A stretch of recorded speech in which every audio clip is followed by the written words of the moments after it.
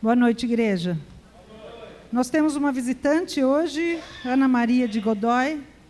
Ana Maria, muito prazer. Que Deus te abençoe. Nós ficamos muito felizes com a sua visita e sinta-se muito bem-vinda na casa de Deus. Amém? Obrigada. Eu gostaria de conversar com os irmãos hoje. Eu preparei uma palavra para hoje e o tema da mensagem é a diferença entre o que serve a Deus e o que não o serve.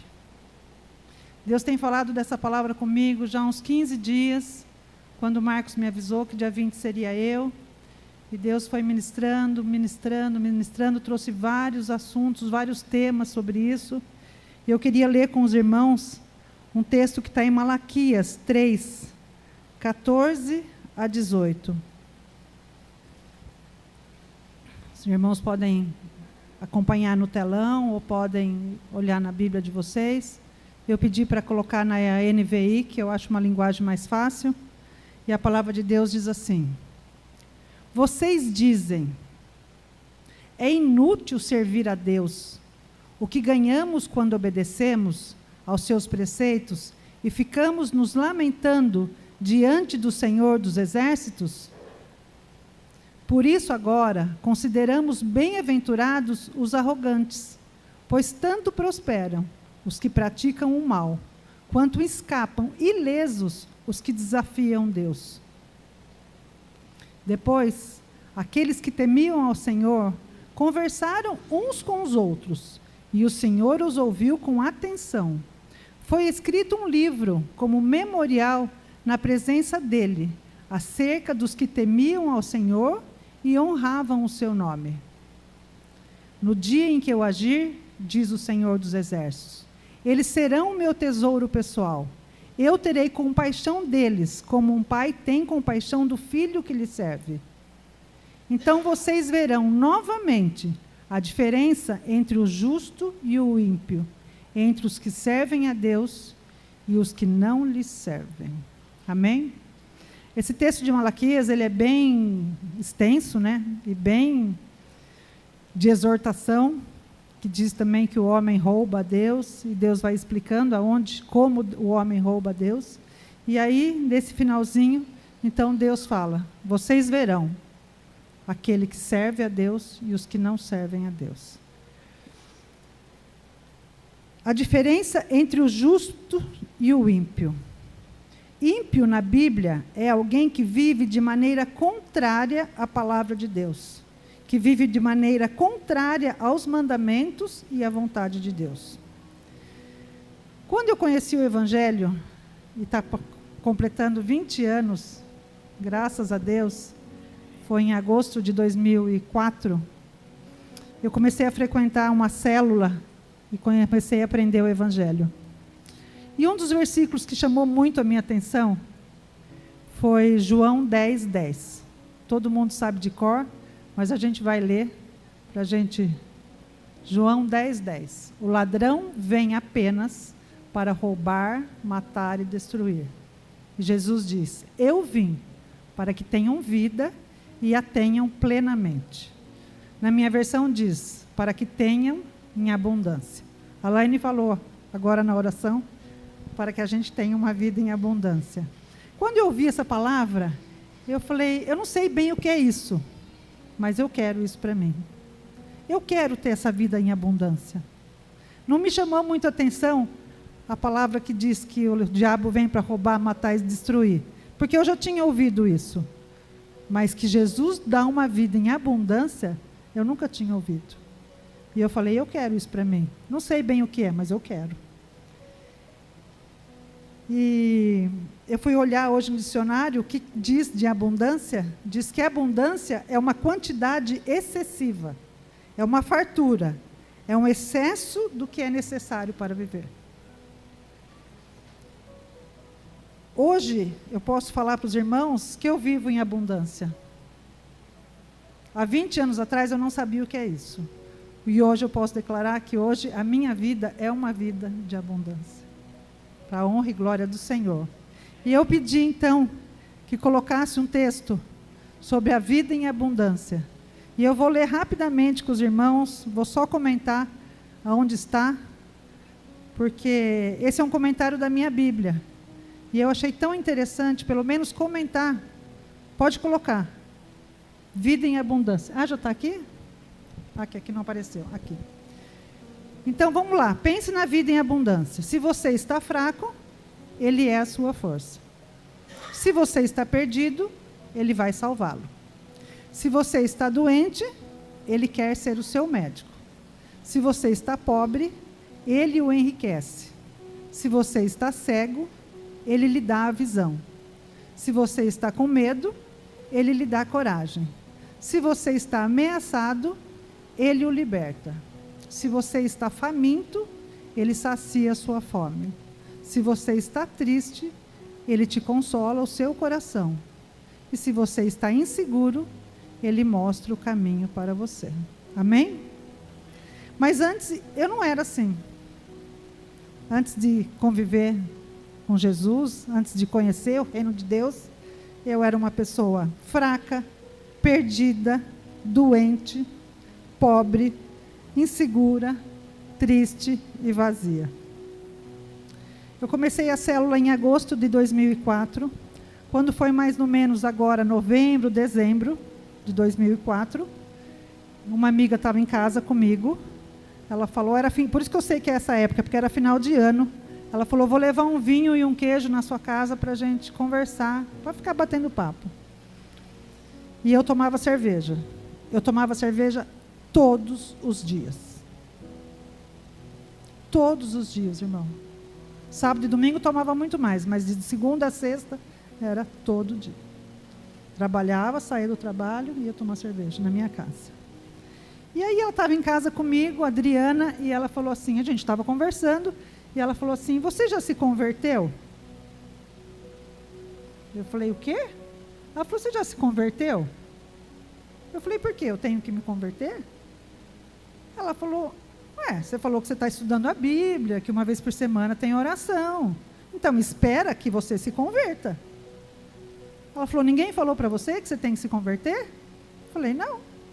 Nunca ninguém falou nada? Eu falei, não. Ela falou, vamos esperar então, para ver se você vai se converter. Quando ela foi embora, eu entrei em casa com aquele pulga atrás da orelha, peguei o dicionário e falei, deixa eu ver o que é isso. E aí eu vi lá, conversão, converter, mudar de direção, mudar o caminho, mudar de rota, transformar, transformar-se. Aí eu falei, será que eu estou me convertendo? E achei muito interessante isso. Eu falei, bom, deixa eu pensar as coisas que eu fazia e que eu não faço mais. E era verdade, porque já tinha 4, 5 meses, e muitas coisas que eu fazia, eu não fazia mais. E Jesus é tão maravilhoso, porque Ele é um cavalheiro, né? O Espírito Santo vai levando você de uma forma tranquila, sem cobrança. Por isso que eu gosto tanto do Salmo 1. E aí, quando eu percebi, eu estava fazendo o que o Salmo 1 aconselha que a gente faça. Não anda segundo o conselho dos ímpios. Eu não andava mais no conselho dos ímpios. Agora eu andava no conselho dos santos. Não se detém no caminho dos pecadores. Eu já não estava mais no meio dos pecadores. Nem se assenta na companhia dos zombadores. Eu não ia mais para o bar tomar cerveja. Porque vocês acreditem ou não, eu ia para os bares tomar cerveja com as minhas amigas. É inacreditável, né? Mas é verdade. É inacreditável. Eu ia para os bailes, eu ia no Túnel do Tempo, lá em Campinas. E aí eu percebi que eu não fazia mais essas coisas. E nada disso me fazia falta. Naturalmente, o meu caminhar, o meu andar, foi se transformando. E eu não sentia falta disso. Hoje eu me arrependo. Eu me arrependo. E a hora que eu estava escrevendo, eu chorei de lembrar. Mas eu sei que Jesus me perdoou. E eu não tinha, então, nem a vontade de fazer nada disso e nem inveja de quem fazia. Foi assim um período meio conturbado, porque as minhas amigas ficavam me ligando, vamos, Lúcia, sair, vamos tomar uma cerveja, vamos aqui, vamos ali. E eu falava, não vou. E eu nunca mais fui. Assim, eu fui uma vez para ver como é. Não, eu nunca mais fui. Mas nós vamos ler no Salmo 73, que Asaf declara que ele tinha inveja dos soberbos. É interessante isso, porque muitas vezes passa na nossa cabeça algumas coisas assim. Então vamos lá, Salmo 73, no versículo 3 até o 12. Asaf está dizendo isso para Deus. Pois tive inveja dos arrogantes, quando vi a prosperidade desses ímpios. Eles não passam por sofrimento, o seu corpo é saudável e forte. Não têm os fardos comuns a todos, nem são atingidos como os demais. Por isso, o orgulho lhes serve de colar e eles se vestem de violência. Do seu íntimo brota a maldade, da sua mente transbordam maquinações. Eles zombam e falam com más intenções, na sua arrogância ameaçam com opressão. Com a boca arrogam a si os céus, e com a língua se apossam da terra. Por isso o povo se volta para eles, e bebe as suas palavras até saciar-se. Eles dizem, como saberá Deus? Terá conhecimento o Altíssimo? Assim são os ímpios, sempre despreocupados, e aumentam as suas riquezas. Quem é de nós que nunca falou, nossa, fulano não serve a Deus, não obedece a Deus, e prospera, e não fica doente, e tem carrão? Eu me pego pensando essas coisas, mas em relação à escola. Eu tenho uma escola de educação infantil há 35 anos, e a gente passa por muitas dificuldades, lógico. E eu tenho uma uma conhecida, que tem uma escola, e ela é espírita. E a escola dela tem 2.000 alunos. E a nossa tem 40. E aí você fala, por que Deus? Né? Esses dias, conversando com uma moça, ela falou que trabalhava numa escola em Campinas, numa outra escola. Eu falei, nossa, essa escola está cheia de aluno. Eles são crentes, né? Eles são evangélicos? Ela falou, não. Ela tem uma vassoura de ponta cabeça, pendurada atrás da porta da secretaria. E a escola está cheia de aluno. Então você para e pensa, não é? É verdade, gente. Eu estou sendo sincera. Por que os arrogantes? Por que os zombadores? Por que eles prosperam? E isso aqui estava acontecendo com Asaf. Ele estava perguntando para Deus, por que Deus? E aí vem a resposta, né? No versículo 16 e 17. Quando eu tentei entender tudo isso, foi insuportável para mim. Até que entrei no santuário de Deus e compreendi o destino dos ímpios. Nós sabemos o que será, como será o fim dos ímpios. Como sabemos também como será o nosso. Nós temos a promessa da salvação, nós temos a promessa da vida eterna, nós temos a promessa de cumprir nessa vida a abundância de Jesus. E eu quero ler com vocês o versículo 27 e 28. Certamente os que te abandonam perecerão. Tu destróis todos os que são infiéis a ti. Quanto a mim, bom é estar perto de Deus. Fiz do soberano Senhor o meu refúgio e proclamarei todos os teus feitos. Amém? Então ele mesmo começa a questionar a Deus, e ele mesmo, quando entra no santuário, ele entende que realmente ele quer ser justo e não quer ser ímpio, e quer obedecer a Deus. E assim tem sido a minha vida. 20 anos vivendo com Jesus, 20 anos da melhor parte. Eu vou completar 65 anos o ano que vem, mais 45, mais 20 foi maravilhoso. Porque as promessas de Deus, elas são cumpridas na nossa vida. No início foi difícil? Foi, muito difícil. Mas depois que você é provado de todas as provas, você começa a viver em abundância. Você tem tribulação? Sim. Você tem dor? Sim. Mas você tem a alegria da salvação. Você tem a presença de Jesus. Eu tenho agradecido a Deus diariamente pela minha salvação e pela salvação das minhas filhas. Eu tenho 2 filhas, casadas, bem casadas. Tenho 3 netos lindos.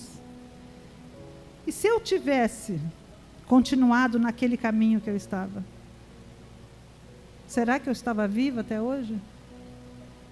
Onde estariam as minhas filhas? Andando naquele caminho que eu estava? Salmo 103, versículo 10, tem uma bênção para nós. Jesus, Deus, não nos trata conforme os nossos pecados, nem nos retribui conforme as nossas iniquidades. 17 e 18. Mas o amor leal do Senhor é de eternidade a eternidade para com os que o temem. A sua justiça para com os filhos dos seus filhos. Essa promessa é uma promessa maravilhosa. Você saber que Deus guarda a sua vida, guarda a vida dos teus filhos e vai guardar a vida dos filhos dos teus filhos. Isso para mim é precioso demais. Para encerrar, eu quero ler com os irmãos Apocalipse 22, de 11 a 17. Apocalipse 22. A palavra de Deus diz assim: continue o injusto a praticar injustiça. Continue o imundo na imundícia. Continue o justo a praticar justiça. E continue o santo a santificar-se. Isso é uma escolha, irmãos. Jesus diz: eis que venho em breve. A minha recompensa está comigo. E retribuirei a cada um de acordo com o que fez. Eu sou o Alfa e o Ômega, o primeiro e o último, o princípio e o fim. Bem-aventurados os que se lavam as suas vestes, assim têm direito à árvore da vida e podem entrar na cidade pelas portas. Fora ficam os cães, os que praticam feitiçaria, os que cometem imoralidades sexuais, os assassinos, os idólatras e todos os que amam e praticam a mentira. Eu, Jesus, enviei o meu anjo para dar a vocês esse testemunho concernente às igrejas. Eu sou a raiz e o descendente de Davi, a resplandecente estrela da manhã. O Espírito e a noiva dizem: vem. Todo aquele que ouvir, diga: vem. Quem tiver sede, venha. E quem quiser, beba de graça da água da vida. Então diga: vem. Vem, Senhor Jesus. Nós estamos te esperando. A palavra de Deus diz que, para muitos, a volta de Jesus será como um ladrão, porque vem de uma forma inesperada. Mas não para nós. Para nós não será assim, porque nós já estamos esperando Jesus. Nós não somos da noite, nós somos do dia. Nós não somos das trevas, nós somos da luz. Então, para nós, será diferente. Porque nós estamos aguardando ansiosamente a volta de Jesus. E tudo que eu li, toda essa promessa maravilhosa que Jesus tem para nós, é verdade. É verdade. Não é uma história, não é uma fábula. É a própria palavra de Jesus dizendo: eu venho sem demora. Então, amados, eu quero meditar com vocês. É maravilhoso obedecer a Deus, é maravilhoso andar com o Senhor, é maravilhoso servir a Deus. É maravilhoso ser justo e não ímpio. É maravilhoso ter a vida de Deus dentro de nós. E eu quero te perguntar, você tem vivido essa vida abundante? Você vai falar, ai Lúcia, mas eu tenho tanto problema. Ai Lúcia, mas eu tenho enfermidade. Ah, mas eu tenho dificuldade financeira. Todos temos. Não é porque nós somos justos que nós não teremos. Mas nem por isso você não tem essa vida abundante que nós lemos no início. Se você está fraco, Jesus te fortalece. Se você está doente, Jesus te cura. Se você está inseguro, Jesus te dá coragem. Mas nós precisamos caminhar com Ele. Nós precisamos ter relacionamento diário. Não é uma conversinha ou uma oração na hora de dormir. Você só tem condições de se relacionar com Deus, em ter intimidade, se você o procura todos os dias. De preferência, todas as horas. Você precisa ter santidade para caminhar com Ele, buscar santidade. Você precisa andar em obediência. Você precisa ter fé. E você precisa se relacionar com Deus. Amém? Hoje eu vi uma frase e eu gostei muito dessa frase. E ela diz assim: se você obedece, o milagre acontece. E a sua fé cresce. E eu decorei na hora, eu falei, eu preciso decorar, chegar em casa e escrever. Se você obedece, o milagre acontece e a sua fé cresce. Amém? Nós vamos ouvir um hino agora que diz da consagração nossa. É o segundo, tá? Da consagração nossa ao Senhor.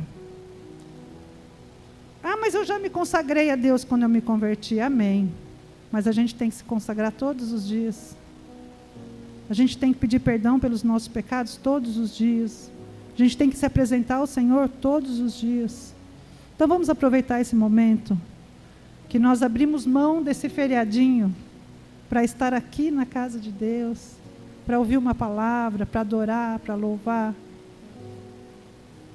Conseguiu?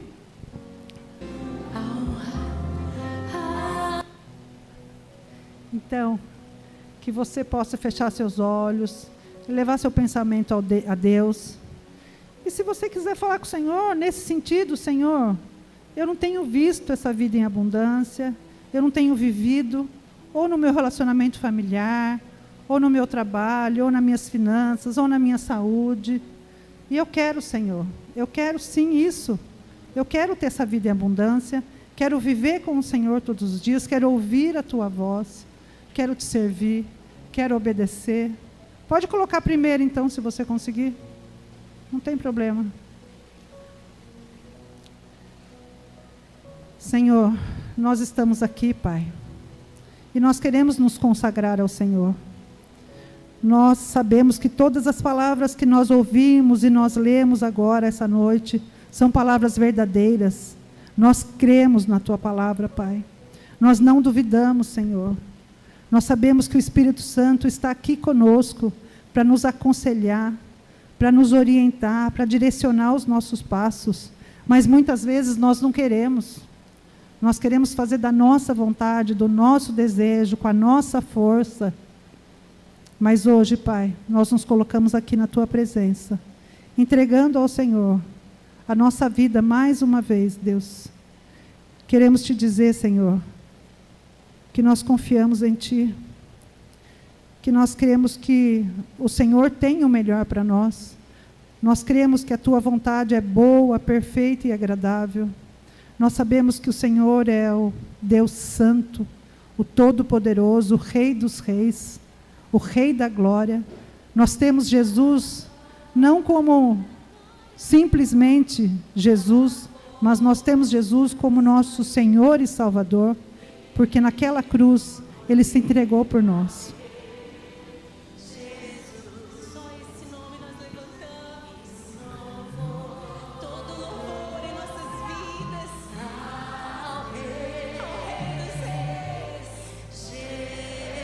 Jesus é o Rei dos Reis. Consagre a sua vida.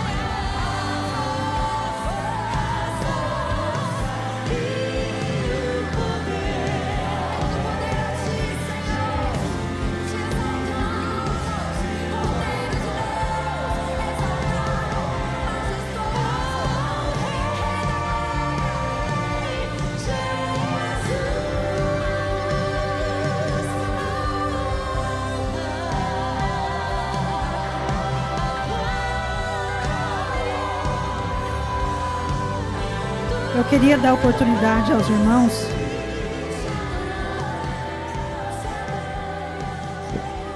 Jesus está aqui presente entre nós, o Espírito Santo também está aqui presente.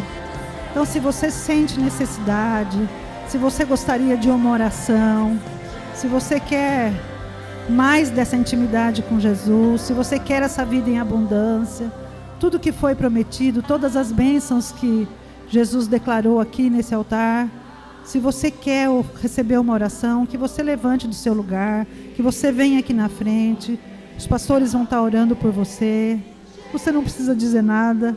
Você só precisa dar um passo de vir aqui na frente e receber uma oração. Nós não podemos perder as oportunidades quando nós estamos na presença de Jesus, do Espírito Santo. Então, amado, se você quer uma oração, pode ser pela área física, pode ser pela área de relacionamento, pode ser financeiro, não importa qual é. Mas se você quer uma oração, que você venha aqui na frente. Eu vou pedir para os pastores virem aqui, pastor Oswaldo, pastor Cláudio, para que a gente possa orar por você.